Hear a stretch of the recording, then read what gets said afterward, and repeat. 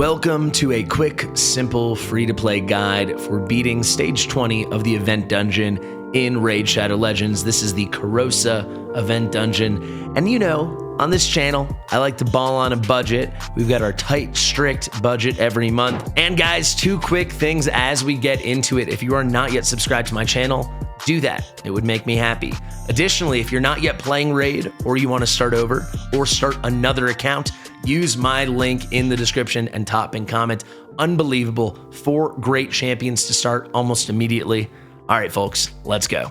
But for this guide here, I wanted to make it completely free to play. So we are featuring Tholin, who is the most recent fusion. So of course, this means you have to have picked him up, or you have another good DPS like him to drop in. But I do want to say right out of the gate, you can see he has a 5-star blessing here. We've got the 5-star brimstone. You absolutely do not need this. Until yesterday, I was running him at 3-star and it worked perfectly fine. It's just going to be a little faster with 5-star. I apologize. I meant not to do the 5-star soul, but I did it before I filmed the video.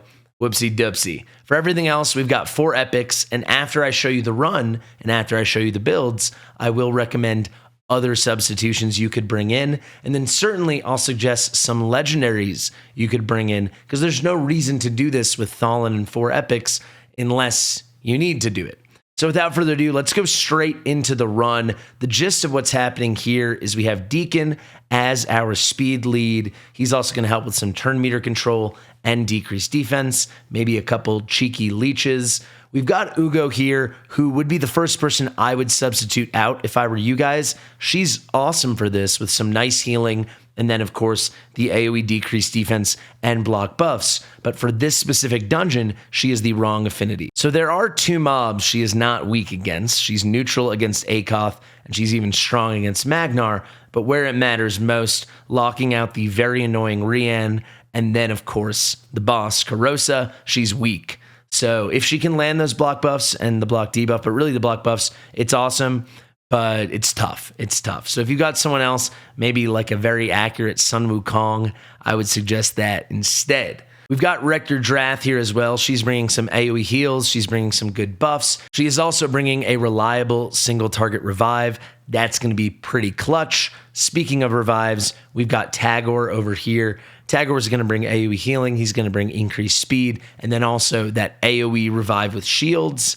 But it's not enough. Like, you can still get the run to 100% with 1 reviver, but to keep it faster, we need to keep our attacker, our big DPS alive, and that's where Tholin comes in. So Tholin is neutral affinity here to the boss. He hits really hard. He's a real boss killer. They designed him for this stage, let's be honest. So if you got him, use him. The best blessing for him is going to be Brimstone. If you can get it to 5-star, it's going to be the most reliable. Of course, 6 would be even better. But like I said, even at 3-star, it went super well. And frankly, if you could get all the stats, and I'll show you the stats after this run, he would completely work with no blessing. The Brimstone just makes everything faster. But a well-built Tholin is just going to take this down. You want to keep him alive, and you want to keep him going. So you'll see, you might notice as you watch, that's a lot of turns Tholin is taking. He does have a lot of extra turn mechanics within his kit, and for that reason, I put him in Relentless so we get even more opportunities for extra turns. There's definitely a bit of RNG here. It kind of comes down to how quickly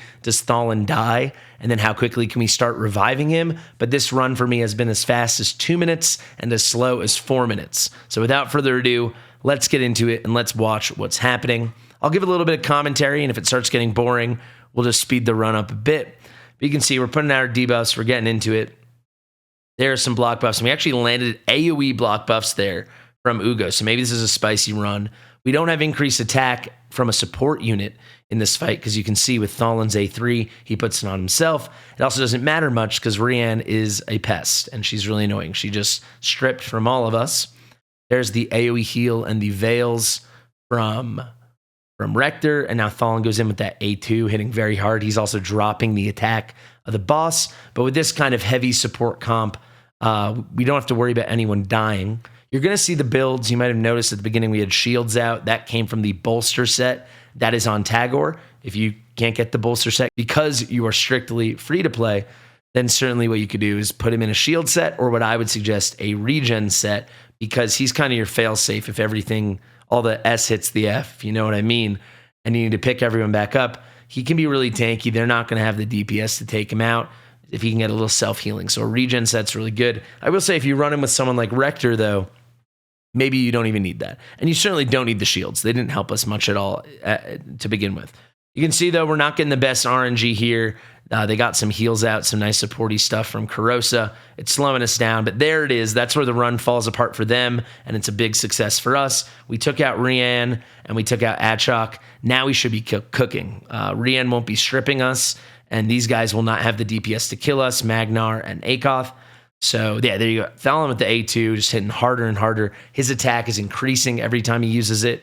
I believe it's up to 50%. And then once we take out this Akoth, you'll see the run's basically over. So even though it looks like it's going kind of slow, usually it's in that 2 to 3 minutes for me. You can see the Brimstone speeding us up there.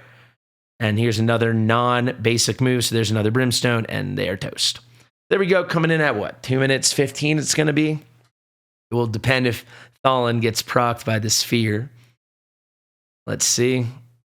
Oh, it came off, but now he's dead. But we'll get a kill. Someone will get the kill. They can't, even in this form, Karosa can't take us all out. We've got too much support.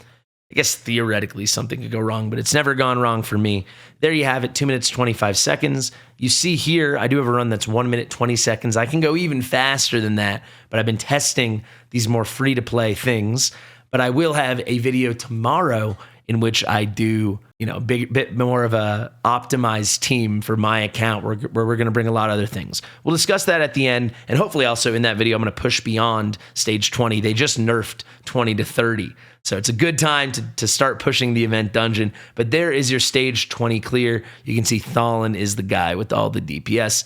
All the other DPS you see outside of the nothing from Rector, that's all just War Master procs. So let's go in and let's show it off. We'll start with Tholin here. You can see we got broken set on the gloves and the breastplate, and everything else is relentless. We also have this random stone skin piece over here. I'm just using it because it's 6-star and it is a 40% crit damage boost. Over here on the banner, we've got accuracy. That's pretty good. A little bit of tankiness doesn't hurt. Not the greatest piece in the world, though. Then here's a little pinpoint for a little more accuracy, an additional 20 from the one-piece set bonus. Attack bonus, 5-star, rare, 1 extra roll into attack. It's fine. It's fine, right?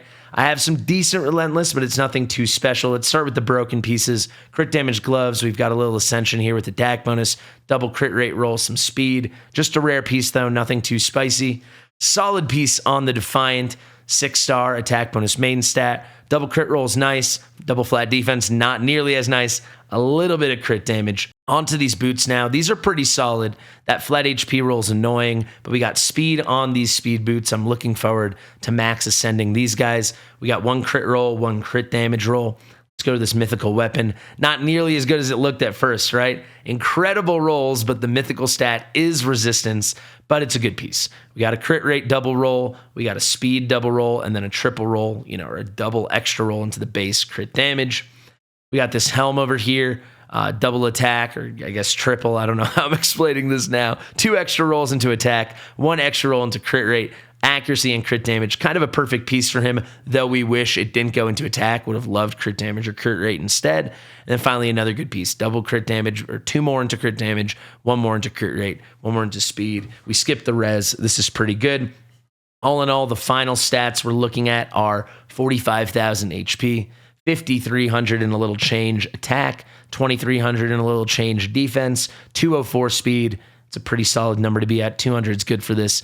100% crit rate, 301% crit damage. It's good, but it's not something revelatory. It's nothing too spicy. And then 300 accuracy. That's just about in the sweet spot. Once you take into account my Great Hall bonuses, which are not being shown here, but once you take into account, I think it's about 50 I'm getting for force. That is going to do it. Let me actually just show you. Let me actually show you the whole Great Hall so you can see there's nothing too great going on here in this hall. Excuse me, it's only 30. But I think you need 325 to be 100% safe against Karosa and all her minions. So pretty good shape there. That brings us to what? 337. That's how we're able to land the weekends and then certainly the Brimstone. Let's go to our epics now. We're going to go a lot faster. Here is my Ugo build. You can see 1 set of Defiant. You do not need this at all. Kind of pay to win set, but you really don't need it. It's really there just for the stats. one piece of feral, and then we've got a little bit of pinpoint, one piece of that. I'll click through the pieces in case you want to pause and take a look, but nothing too special. It's solid. You know, it's a day 150 account, and it's acting like it. We're going for that accuracy for sure, though. She's coming in at 394, and then fairly speedy, but nothing in that special at all at 231. Kind of a universal Ugo build that I'm running here. I don't know why. Oh, here it is. It's 3-piece pinpoint. I don't know why I said 1 piece. 3 pieces of pinpoint. There you go. I've been doing a little event dungeon farming. I hope you guys do the same. Let's move on to Deacon now. Fairly broken up here on the gear. We have 1 set of perception, and then we have 2 pieces of pinpoint. And that's really it. I'll click through very, very quickly, but this is a fairly speedy Deacon for my level, but not so speedy in general. We're looking for speed. We're looking for accuracy, and then we don't want him to die. Right, so 62K there, 3,200 there. I use him in all different kinds of content with this build. Do wish he was faster for arena, but for PvE stuff, 291 is solid.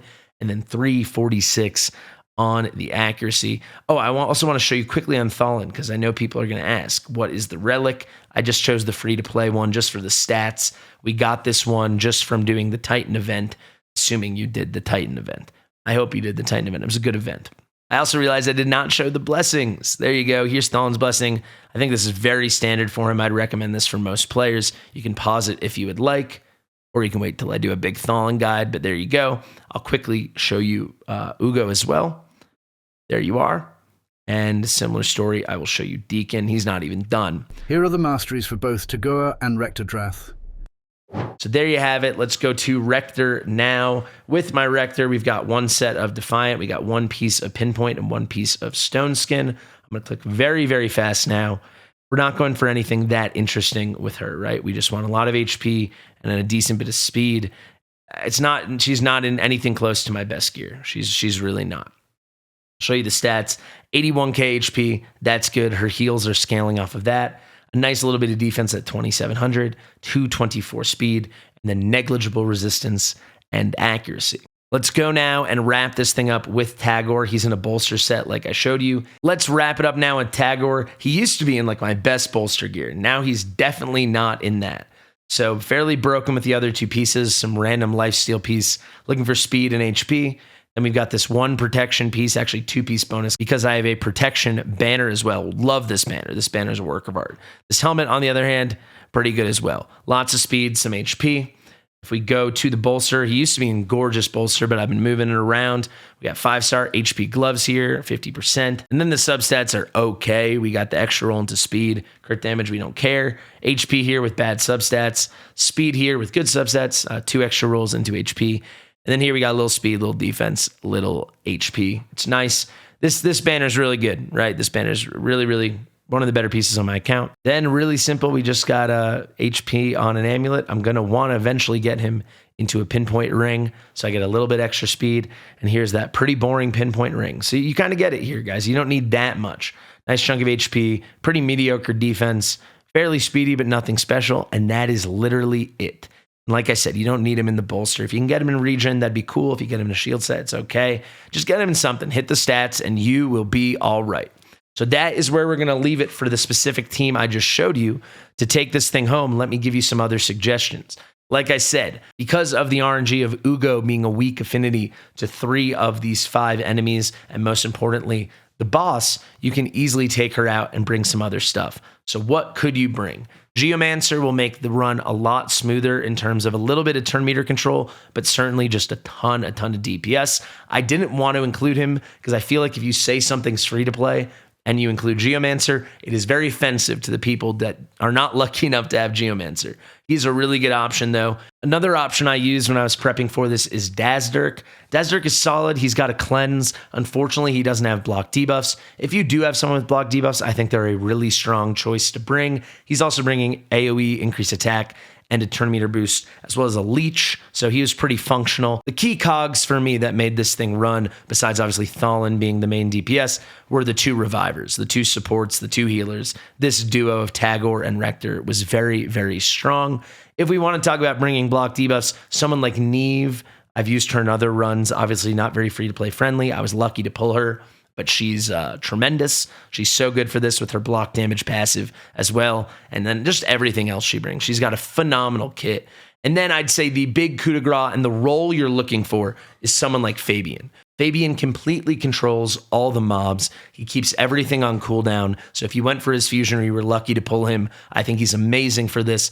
So he's keeping everything on cooldown. He also continually is stripping all their buffs when they finally have an opportunity to get them up. And then finally, if somehow they get a turn, they have buffs and you're in a tight spot, he's putting out the petrification and he's putting out the fears. He controls everything. He makes it so easy. So as I progress further now, he's certainly going to be in the team I use. In general, if you have someone that's some kind of stripper and or crowd controller, ideally that is a great, great addition. I really, really hope this helped you guys. I hope you find this kind of guide accessible. If you have suggestions for other things you'd like me to do better or do differently or whatever, just let me know in the comments section below. Thank you so much. Again, now I've been Fastidious. If you're just starting to play Raid Shadow Legends or you want to start over or you want to start another account, use my link in the description in the top pinned comment. It is the best link in the land, and you'll get a lot of free heroes as well. A lot of amazing free champions. Tagoar is in my link, and he is the cog. He's the beautiful thing that makes this whole thing run. You can also go back and use my old link. That one had Rector and Ugo as well, so you'd basically have the whole squad. Thank you so much. Thank you to Mitchell for editing this video, and I'll see you guys real soon. Bye.